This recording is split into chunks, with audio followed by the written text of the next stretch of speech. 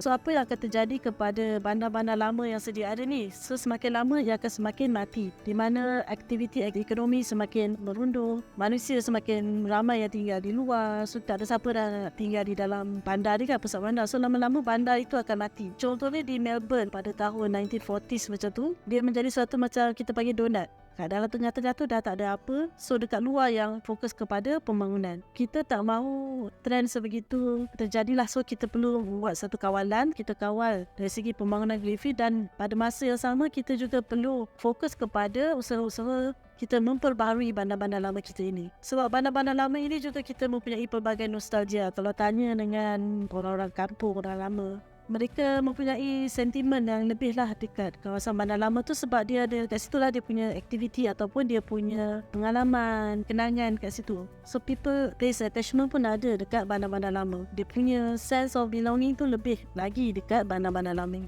Kita perlu melihat kepada usaha ini, kita perlu support walaupun memanglah terdapat pelbagai cabaran untuk kita membangunkan suatu bandar yang memang dah sedia ada.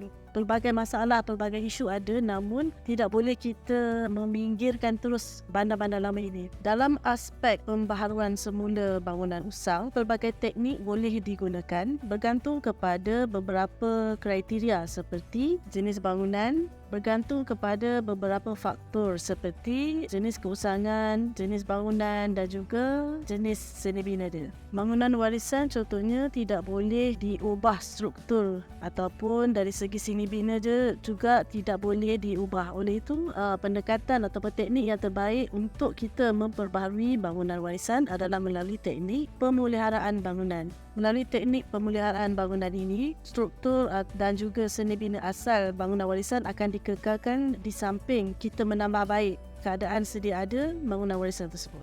Contoh lain adalah seperti bangunan yang tidak mempunyai nilai-nilai warisan yang perlu kita lindungi. Bangunan tersebut boleh kita robohkan dan kita bina suatu struktur bangunan yang baru yang berdensiti dan juga bernilai tinggi seperti bangunan komersial ataupun bangunan servis apartmen. Dan juga trend ini sebenarnya di Malaysia lebih banyak tertumpu kepada teknik pembangunan semula bangunan. Sedangkan di dalam pendekatan pembaharuan semula bandar, pelbagai teknik boleh diaplikasikan. Oleh yang demikian, bagi memperbaharui sesebuah kawasan ataupun bandar lama itu dengan lebih mampan, kita perlu mempelbagaikan teknik yang boleh digunakan mengikut konteks ataupun mengikut kriteria bangunan tersebut. Tidak boleh kita menggunakan teknik yang sama untuk semua jenis bangunan lama. Kita perlu menilai bangunan tersebut terlebih dahulu sebelum kita membuat keputusan ataupun cadangan untuk teknik apa yang perlu kita gunakan untuk kita memberi nafas baru kepada bangunan lama tersebut.